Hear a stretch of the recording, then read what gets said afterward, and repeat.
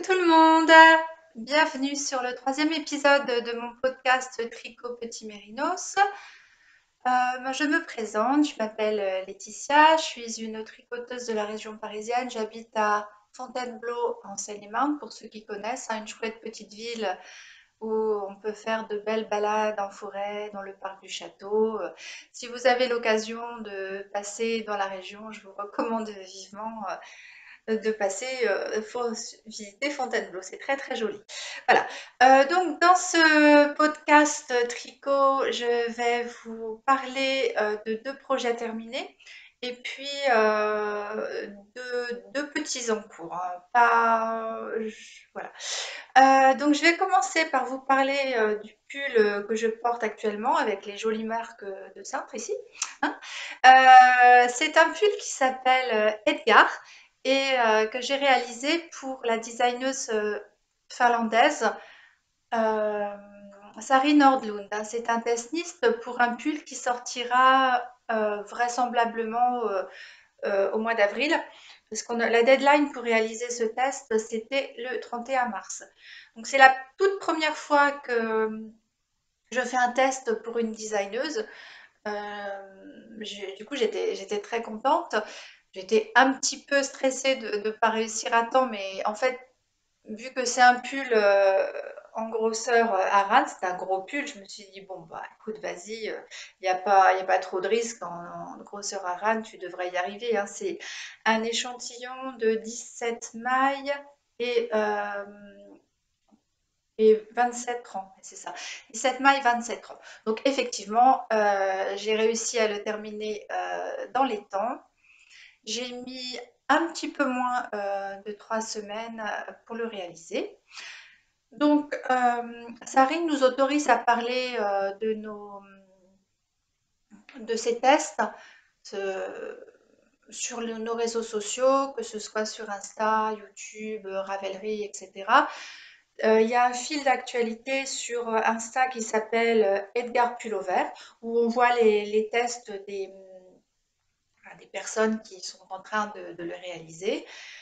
Sur Ravelry, je crois que cette page n'existe pas encore, mais en tout cas, vous pouvez le voir sur ma page Ravelry. Mon pseudo Ravelry, c'est Laetitia, tout simplement. Je suis sur Ravelry depuis son ouverture en 2008 et vu que j'étais une des premières à être sur Ravelry, j'ai eu la chance de pouvoir garder mon prénom, Laetitia, tout simplement. Et sur Ravelry, il y a aussi comment on appelle ça? Un- une conversation en fait, hein, pour les testeuses qui font ce pull dans le groupe de Sari Nordlund. Et on peut y voir également les différentes réalisations des testeuses. Voilà. Alors, que vous dire de ce pull? Donc c'est un pull en top-down, donc qui se commence par le col, avec des côtes 1-1 et un empiècement, un yoke en brioche. Et puis le reste, il est tout simple, un jersey avec des côtes 1-1 en bas et des côtes 1-1 ici.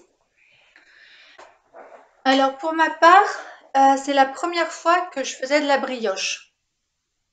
Donc j'étais pas, je me suis dit allez, vas-y, pas de souci. Mais en fait, j'ai un petit peu galéré au final parce que c'est pas si, c'est pas intuitif, je dirais, comme point. Et alors, je ne sais pas si c'est le, si les patrons de Sari sont comme ça, mais en fait, elle vous prend pas par la main. Je pense qu'elle part du postulat de base que vous savez déjà faire de la brioche, ce qui n'était pas mon cas. Et du coup, il y a plein de choses au départ que je ne comprenais pas bien. Bon. Euh, donc, par exemple, vous voyez qu'ici, donc les augmentations du yoke, voilà, elles se font à ce niveau-là. Et au départ, moi, j'avais pas compris. Parce que je suivais les instructions, ce sont des instructions écrites, il n'y a pas de schéma.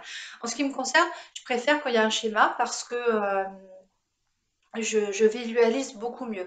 Donc ouais, je préfère les patrons où il y a des schémas, des grilles, c'est beaucoup plus facile. Je préfère c'est plus, voilà, c'est plus synthétique, c'est visuel. Et là, c'est pas le cas, ce sont que des instructions écrites. Donc il faut suivre pas à pas. J'ai pas trop l'habitude de ça. Je sais pas si son patron sera comme ça, mais en tout cas, les instructions du test, c'était c'était uniquement de l'écrit. Donc moi, bêtement, voilà, rang machin, je suis. Et puis, à un moment, elle nous explique, voilà, faire des augmentations. Donc moi, je suis bêtement les instructions écrites, mais j'avais pas compris que les augmentations en brioche se faisaient dans une maille. Donc forcément, dans une seule maille, à la fin du rang, je me retrouvais avec un compte qui n'était pas bon. Mais je me disais, mais qu'est-ce que c'est que ce truc? Euh, bon, j'ai recommencé une fois, deux fois. Je me suis dit, bon, il y a un truc que j'ai pas compris, quoi. Il y a un truc qui ne va pas. Donc, du coup, j'ai fait des recherches sur Internet. Et puis, je suis tombée sur un fichier PDF de Andrea Mori, dont j'avais déjà réalisé un modèle. Et c'est un... Où est-ce que j'ai mis ça? Attendez, je reviens. Voilà, voilà, j'ai trouvé. Donc, c'est un fichier qui s'appelle The Neat Show brioche avec Andrea Mori. Bon, par contre, c'est en anglais, mais c'est téléchargeable gratuitement sur Internet. Je vous mettrai le lien si ça vous intéresse. Je ne sais pas si ça existe en français, hein, mais en tout cas, j'ai trouvé que c'était extrêmement bien expliqué. Pas de schéma, mais tout est vraiment détaillé. Et grâce à voilà, ce petit fichier, j'ai bien compris le fonctionnement de la brioche. Et je me suis dit, ah bah d'accord, voilà, c'est comme ça. Et puis à partir de là, j'ai réussi à faire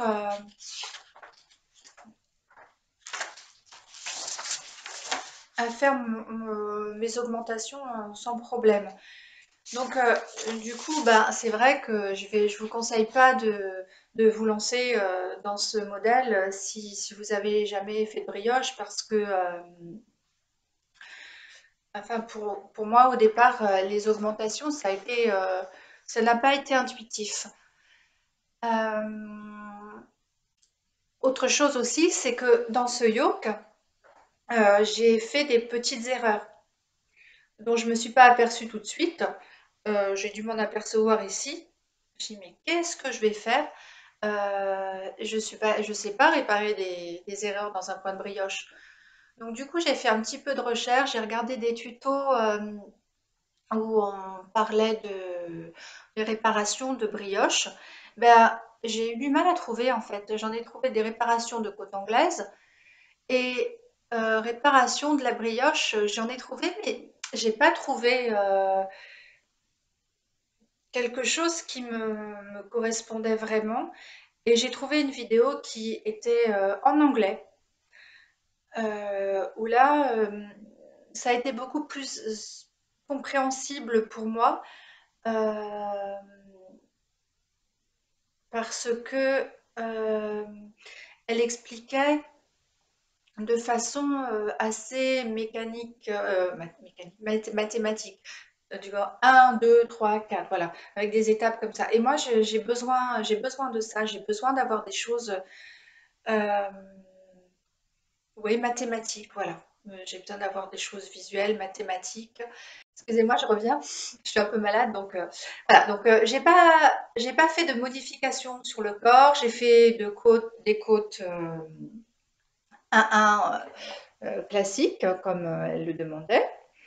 Par contre, j'ai rajouté 5 centimètres. Alors normalement, le modèle doit faire 35 centimètres, non, 30 centimètres en tout.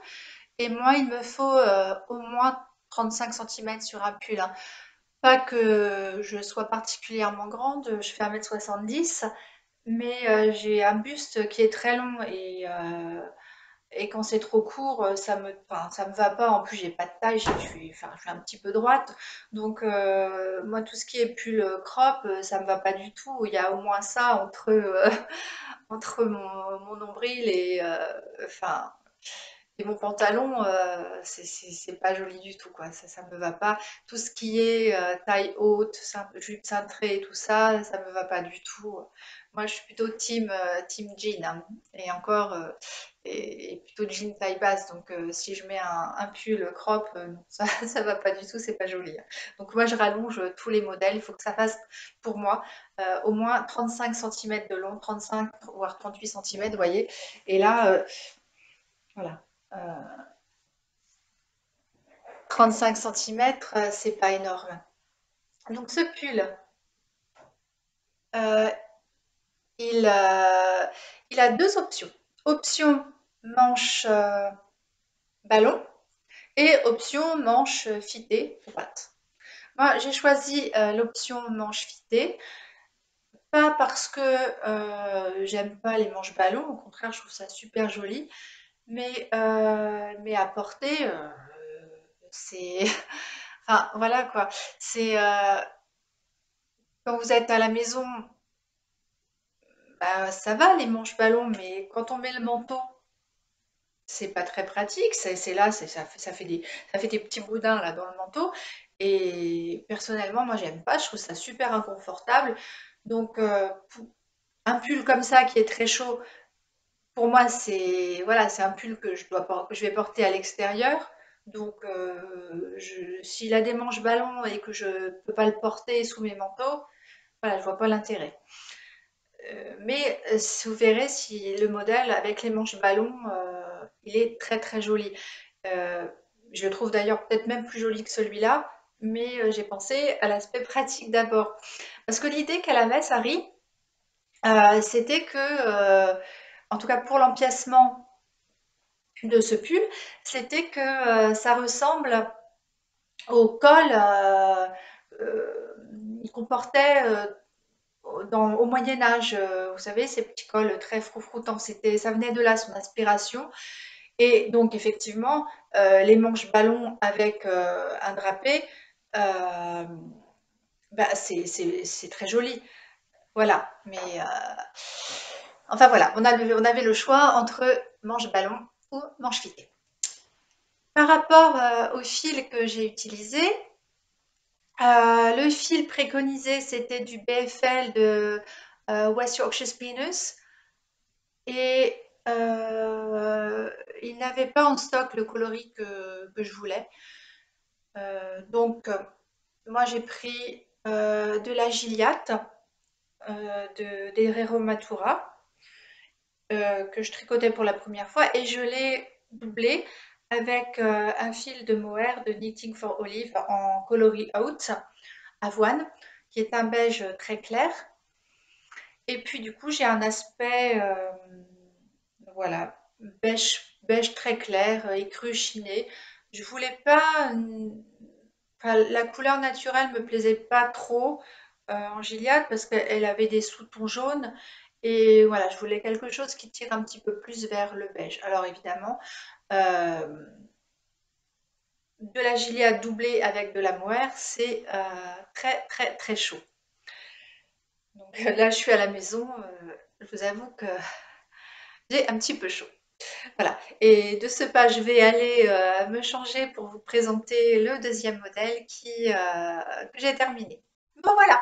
Alors, le deuxième modèle que j'ai terminé, c'est le pull ambiant de Chéri, n'importe quoi, de Eri Shimizu, qui est un pull qui normalement se tricote en fingering.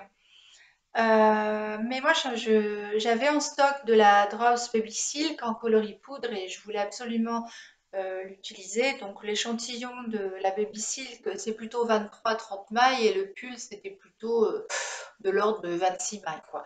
Donc du coup, bah, il a fallu que je refasse quelques petits calculs, pas grand-chose, hein. D'abord, au début, je me suis trompée parce que le yoke, bah, il était beaucoup trop grand, donc du coup, j'ai redémonté et pour faire la taille d'en dessous. Et puis là, ben, pour mon goût, en tout cas, je trouve qu'il est parfait. Voilà.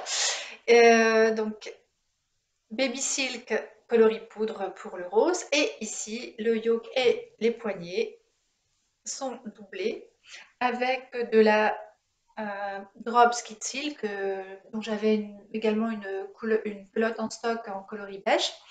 Et puis aussi en bas, vous voyez, il y a un petit rappel de, de ce point qu'on voit en haut. Donc, je vais essayer de m'approcher un petit peu si vous voulez voir ce point. C'est un, c'est un point un petit peu œil de perdrix où on a une alternance de mailles glissées, un petit peu sur le principe des talons renforcés des chaussettes pour celles qui tricotent des chaussettes. C'est pas du poinerie. Ça ressemble un petit peu à du poinerie, mais c'est pas du poinerie, ce sont des mailles glissées. Voilà. Toutes les augmentations se font dans le yoke avant de, voilà, de pouvoir séparer les manches du corps. Par rapport à ça, j'ai fait une petite modification parce que normalement, la répartition des mailles pour tricoter, pour séparer les manches et le corps est faite de telle façon que la, le départ du pull, qui se trouve sur l'arrière, normalement sur la plupart des pulls, se retrouve ici. Du coup, on a une ligne ici où je trouve que les points, le point n'était pas très très régulier parce qu'on a c'était sur une séparation donc de 2 rangs. Et du coup, j'ai modifié la répartition des mailles de manière à ce que voilà, cette ligne se retrouve derrière. Je trouvais ça plus esthétique. Voilà, après, ben, c'est. Sinon, quoi dire d'autre? Les manches. Donc, on a un rappel de ce point de maille glissé sur 11 cm, je crois. Et ça se termine juste accru comme ça par des petites manches roulottées. En bas, donc, il y a ce rappel de maille glissée avec le mohair. Et puis des côtes de 1. J'ai eu un petit accident avec ces côtes d'ailleurs parce que j'avais mal rentré mon fil et quand j'ai porté le pull, le fil bah, était mal sécurisé, il est parti et quand je me suis aperçue que mon pull était en train de se détricoter vers le bas, j'ai oh là là la catastrophe. Donc du coup j'ai dû refaire démonter, reprendre les mailles et refaire un petit peu le bas. Bon c'est pas très grave hein, mais sur le coup bon. J'étais pas très contente, hein. J'ai vraiment rien à redire sur ce modèle. Je trouve qu'il est bien expliqué. Ça a été tout seul, très agréable à porter. Mis à part que, bon, moi le mohair, le kit silk de Drops, je le supporte difficilement. Sur les poignets, il n'y a pas de souci. Mais là, je peux pas le supporter. Donc en dessous, forcément, je suis obligée de mettre un t-shirt hein, avec un col qui montre très haut, parce que sinon je pourrais pas le supporter. Donc avec la Baby Silk, je l'ai tricoté en aiguille 3. Et j'avais un échantillon donc un petit peu trop grand. Mais voilà, donc c'est... Par contre, au niveau de la laine, la Baby Silk, Moi, je vous recommande pas forcément. Enfin, en tout cas, moi, j'ai pas trop aimé la tricoter parce que je trouve que il y a un peu de soie dedans. Donc, je sais pas si c'est ça qui fait que elle manque d'élasticité. Mais quand vous faites une petite erreur et que vous devez revenir en arrière pour la corriger, eh ben, on voit là où, où vous avez fait l'erreur. Vous voyez, par exemple, ici, je suis revenue quelques rangs en arrière parce que j'avais fait une petite bêtise. Et ben, on voit toujours, malgré le blocage, malgré le lavage, on voit quand même un petit trait là. Et à l'endroit où j'avais mis les mailles en attente pour les reprendre plus tard, et ben, je vois toujours. Alors il y a que moi qui le sais, hein, mais c'est pas super visible, mais quand même, on voit l'endroit où j'ai laissé les mailles en attente pour les reprendre après. Donc franchement, non, moi je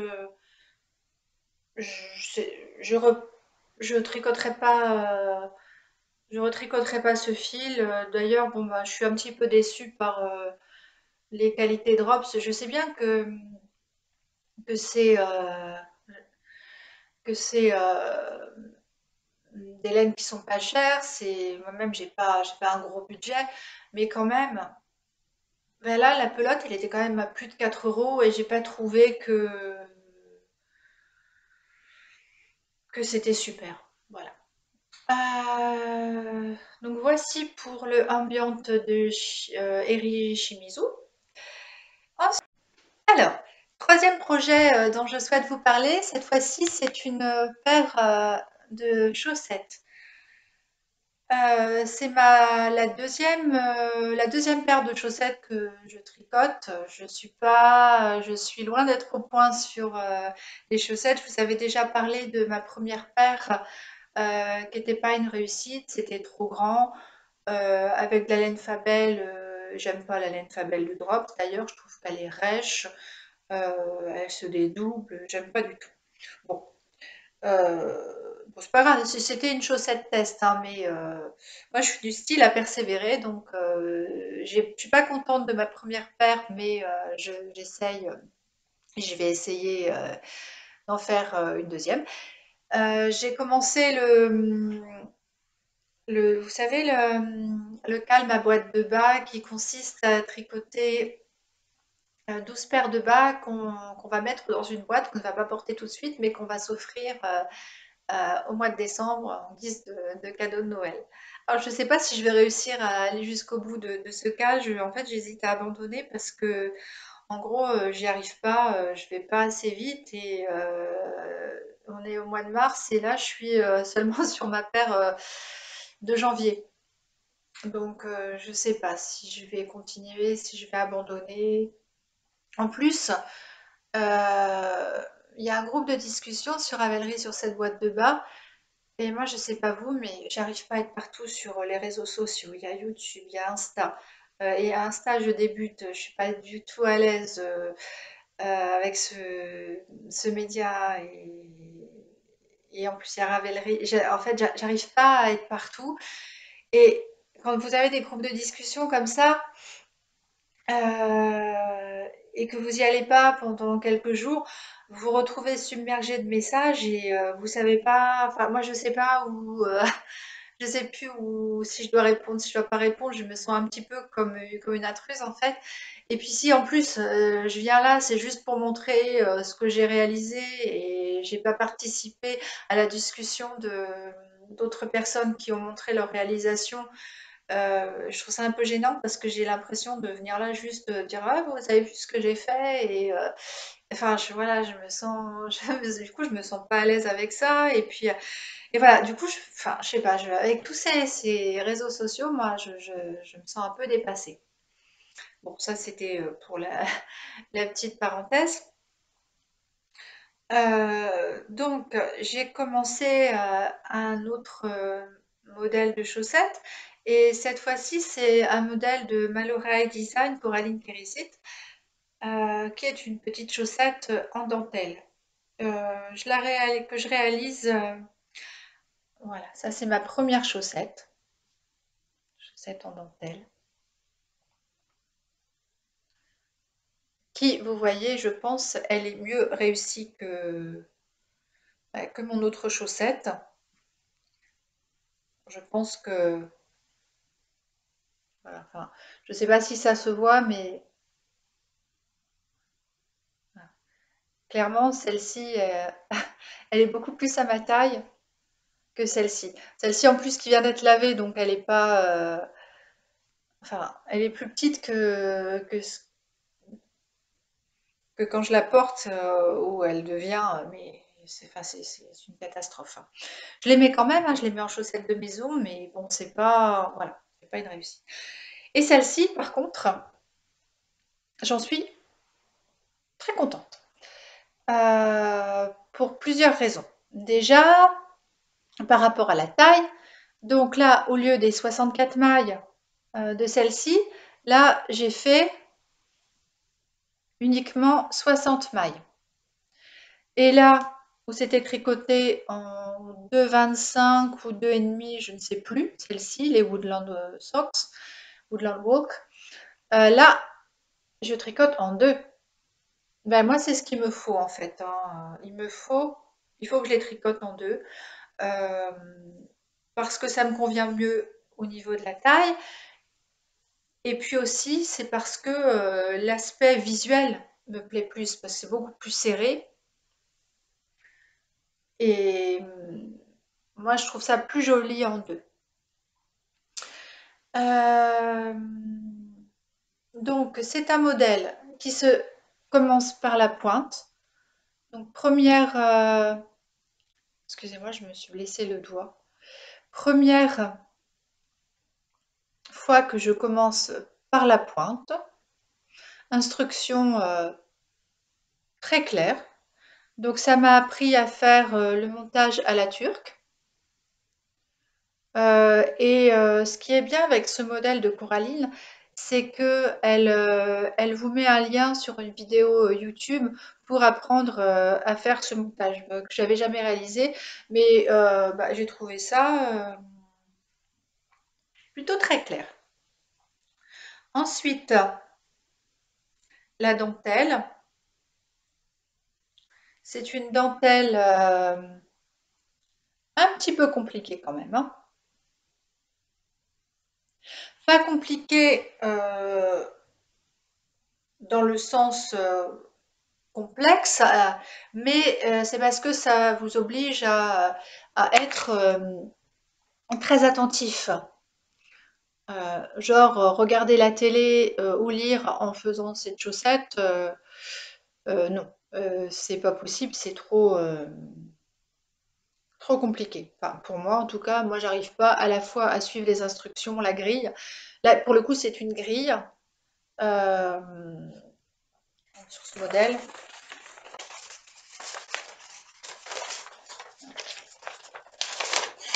Ce que je vous disais plus tôt, moi, j'ai besoin du papier, moi. Suivre un modèle sur ma tablette, j'aime pas, hein. J'ai besoin d'avoir les instructions papier à l'ancienne. Voilà, il y a une grille à suivre. Il n'y a pas d'instruction écrite pour le point, c'est uniquement une grille. Donc, qui pour ma part me va très bien. Je préfère suivre les grilles. Enfin, comme je vous disais précédemment, c'est plus visuel, c'est plus synthétique, c'est plus facile. Et ouais, pas de. Ouais, super chouette modèle, hein, franchement. Là, c'est un talon. Je sais pas trop comment ça s'appelle, ce type de talon avec des rangs raccourcis. Très bien expliqué, pas de problème. Et puis donc on finit par des côtes de 2. Alors par contre, là au niveau des côtes, moi j'ai eu un petit souci par rapport au coup de pied, parce que voilà, mon pied ne passait pas. Et du coup, enfin, ça passait vraiment pas, hein. J'ai rabattu souplement, mais autant le reste de la chaussette c'est parfait, mais là au niveau du rang d'arrêt ça passait pas du tout. Du coup, j'étais super déçue. Je me suis dit: «Mince quand même, enfin tout va, elle est parfaite au niveau de la taille, la largeur, la longueur et mon pied passe pas». Alors je vous dis pas la déception, hein. Du coup, ce que j'ai fait, c'est que, ben, j'ai refait un rang d'arrêt mais en utilisant, au lieu d'utiliser des aiguilles 2, j'ai refait le rang d'arrêt avec des aiguilles, 2,5. Ça n'allait toujours pas. Pourtant, je tricote lâche, hein. Et du coup, j'ai refait mon rang d'arrêt avec des aiguilles 3, en respectant les mailles, hein, comme elles se présentent, et cette fois-ci, ça va. Alors, sur le coup, c'était pas beau, hein. Ça faisait genre enfin, c'était vraiment pas net. Mais au final, avec le blocage, bah, ça va, c'est plutôt très net. Donc, je sais qu'il existe, enfin, je crois qu'il existe des finitions plus ou moins élastiques pour des côtes de 2. Si vous connaissez, si vous avez un lien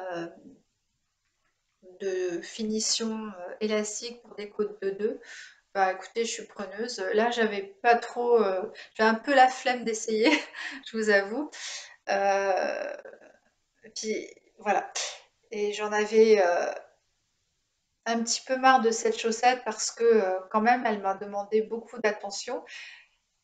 Et et c'est pour ça que j'ai pas tout de suite fait la deuxième. Je me suis dit, bon, entre le test que je viens de faire pour Sari et cette chaussette qui quand même demande beaucoup d'attention, j'avais envie de quelque chose de simple. Euh, Personnellement, moi, je suis assez mono en cours. J'aime bien avoir un gros projet type pull et puis à côté, un petit accessoire plus reposant, mais pas plus, parce que je veux pas me retrouver comme il y a 15 ans où j'avais plein de projets en cours et du coup je me laissais dépasser. Je me disais, je mettais un truc, bon, bah, je le mets de côté, je le reprendrai plus tard parce que j'avais envie de commencer un truc. Et puis au final, d'avoir 15 projets entamés, bah, au final j'en finissais jamais aucun. Puis après j'avais plus envie et du coup, non, ça m'allait pas comme système. Donc du coup, je préfère, voilà, avoir 2 projets maximum en cours, un gros projet et un petit accessoire, comme des chaussettes ou des gants, et cetera. Mais là, j'avais quand même ce gros projet de sari et cette chaussette qui demande quand même beaucoup d'attention et j'avais envie de quelque chose pour me reposer un petit peu plus. Et du coup, j'ai commencé une autre paire de chaussettes qui, cette fois-ci, est beaucoup plus simple. Je vais vous la chercher. Voici, c'est un modèle de chaussettes de Marie-Christine Lévesque qui s'appelle Équinacée, qui cette fois-ci existe en français. Je l'ai quand même pris en anglais parce que je suis habituée à tricoter en anglais. Je trouve ça beaucoup plus synthétique. Euh, Ça fait 20 ans que je tricote en anglais et du coup, voilà, je préfère. Il y a moins d'instructions, c'est plus fluide, c'est plus synthétique. Ouais, c'est bon. Donc j'ai pris le modèle en anglais. C'est une petite paire de sockets, donc équinacées. Et je me suis dit, voilà, les sockets c'est chouette parce que vu le retard que j'ai dans ma boîte de bas, je me suis dit qu'une paire de sockets ce serait peut-être pas mal parce que ça me permettrait euh, d'avoir un projet qui se finit rapidement et puis voilà, c'est plus gratifiant, c'est assez gratifiant d'avoir un petit projet qui se termine vite. Je l'ai commencé il y a 2 jours et la première socket et, et j'en suis déjà rendue là, quoi. Bon, évidemment, là, ça rend pas grand-chose. C'est une chaussette qui se tricote par la pointe. Donc, évidemment, Enfin évidemment non, je dis ça, non. C'est encore le Turkish Castle. Mais cette fois-ci, par rapport au modèle de Coraline, il y a plus de mailles au départ sur celle-ci que sur celle-là. Ce qui fait que la pointe est beaucoup plus carrée.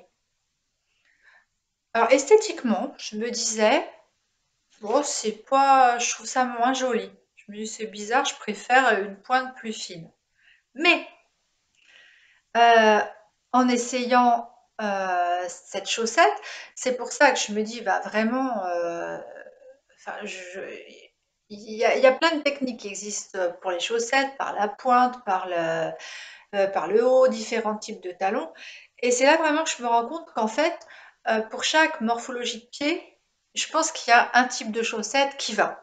Et en l'occurrence, cette pointe un peu plus carrée, et ben contre toute attente, après avoir essayé la chaussette, ça me convient très bien. Pourquoi? Parce que j'ai le pied grec. Ça veut dire que j'ai le second orteil qui est beaucoup plus long que le gros orteil. Et puis, bah, souvent avec les chaussettes, ça fait, enfin, ça fait un drôle de pied, ça fait une pointe, c'est pas, enfin, je sais pas, j'ai un drôle de pied.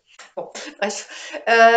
Et du coup, le fait que l'axe soit plus carré, bah, au final, on voit beaucoup moins mon deuxième orteil là, qui dépasse.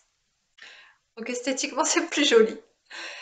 Euh, Ensuite, il y a ce joli petit point qui est constitué de mailles en verre et de mailles et d'une ligne de mailles torse. C'est pour ça que cette ligne de jersey ressort beaucoup plus que du jersey classique, hein. Euh, les mailles torse, hein, qui consistent voilà, à prendre, au lieu de tricoter la maille par l'avant, on la tricote par l'arrière, et c'est ce qui fait que cette ligne va être beaucoup plus en relief. Ensuite, on va arriver à ce niveau-là, on va faire des augmentations d'un côté incliné par la droite et de l'autre côté vers la gauche. On va faire des augmentations jusqu'ici, voilà.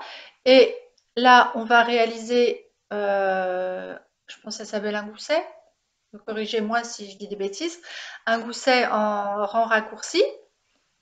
Et puis ici, un talon avec des mailles, alternance de mailles endroit et mailles endroit glissé, alternance de mailles endroit et de mailles glissées, pour faire un talon renforcé. Ensuite, et on va aussi, au fur et à mesure, faire des diminutions afin de se retrouver à la fin du talon renforcé avec le même nombre de mailles sur les deux aiguilles que, voilà, que à ce niveau-là, à savoir pour ma part 60 mailles en aiguille 2. C'est ce qui me convient. Au niveau de la taille, c'est parfait. Ensuite, il y a encore quelques rangs de ce point côtelé avant de pouvoir réaliser cette jolie petite bordure. Donc vous voyez, ça va très vite, hein. En 2 jours, j'ai fait ça, 2 soirées télé et j'ai fait ça. Ça ne demande pas spécialement d'attention. Je trouve ça vraiment très très mignon comme modèle. Enfin, je connaissais pas. Enfin, je connais les modèles, hein, de Marie-Christine Lévesque, mais j'en avais jamais fait. Et je trouve qu'ils sont super bien écrits et je recommande à 100%. Mais vraiment, j'adore ce modèle, hein. Je trouve ça super mignon, bien expliqué, c'est facile. Et je pense que je vais m'en refaire une autre paire. Alors là, malheureusement, c'est encore de la Fabelle. Mais j'en avais quelques pelotes et moi, je veux pas gâcher de la laine. je l'ai, bah, je l'utilise, même si c'est pas ce que je préfère, je l'utilise et je suis pas encore prête à sauter le pas d'acheter de la laine de teinturière parce que mettre 25 € sur mes pieds, non.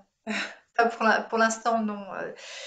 Euh, c'est un budget et quitte à acheter un écheveau à 25 €, moi je préfère m'en servir pour autre chose.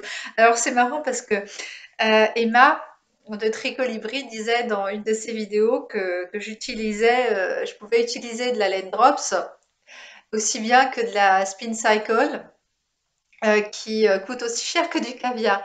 Bah oui, c'est vrai parce que la spin cycle, les chevaux, c'était 30 €. 30 € un écheveau dans un pull. Mais je me dis, utiliser un écheveau pour un yoke qui va être joli et que je vais voir, bon, c'est un budget. Mais au moins, je me dis, bah voilà, c'est dans le yoke, je le vois, j'en profite. Alors que sur mes pieds, 25 €, j'ai du mal. Je dis pas que je le ferai pas de temps en temps pour me faire plaisir, oui, mais pas systématiquement. J'ai pas ce budget-là. Voilà, pour le moment. Euh, et puis, enfin, psychologiquement, ça m'embête aussi. Et du coup, j'ai commandé chez... où est-ce que j'ai commandé ça? Chez Lil Weasel à Paris, j'ai commandé quelques pelotes de Ficolana Arouetta qui est en mérinos pour essayer ma prochaine paire de... Je voudrais me faire une autre paire de sockets comme ça. Et le fait d'utiliser cette pelote de Fabel que j'ai, enfin j'en ai deux, ça me permet de voir quelle quantité de, de laine j'utilise pour faire une paire de sockets. Parce que là, enfin, j'ai fini ma socket et il me reste tout ça. Donc je me dis que potentiellement, une seule pelote de 210 mètres, ça pourrait être assez pour faire une paire de sockets. Enfin, en tout cas, j'espère. Donc, si vous connaissez la Ruetta de Ficolana, bah, dites-moi ce que vous en pensez. J'aimerais bien essayer aussi la, la laine de langue, comment elle s'appelle? Javol, celle, vous savez, qui a le fil de nylon pour faire le renforcement des talons et des pointes. Si vous la connaissez, dites-moi ce que vous en pensez. Si ça, enfin, moi, ce qui me dérange avec la Fabelle, c'est que là, elle est rêche, elle se dédouble. Donc, moi, je cherche des laines qui sont moins rêches, qui sont plus faciles à tricoter. Et si vous avez des recommandations de laine à me faire, ben, je suis très preneuse. Même si effectivement c'est des laines qui coûtent un rein, pourquoi pas de temps en temps. D'abord, j'avais acheté un écheveau de la Fine Sock de Life in the Long Grass que j'ai pas, avec laquelle j'avais l'intention de tricoter des chaussettes. Et au final, je me dis, je sais pas, parce que à 25 € les chevaux, peut-être que j'en ferais plutôt un châle, je sais pas encore. J'ai du mal à sauter le pas des 25 € dans mes pieds. Voilà. Mais même si c'est une laine de teinturière que vous trouvez super chouette, ben, voilà, je suis preneuse. Voilà, pourquoi pas essayer quand même, hein. Donc voilà pour cet update tricot. Et je vous remercie d'avance de m'avoir écouté. Je vous remercie de vos commentaires. J'essaie de répondre à chaque fois que, à chaque fois que vous me laissez un commentaire.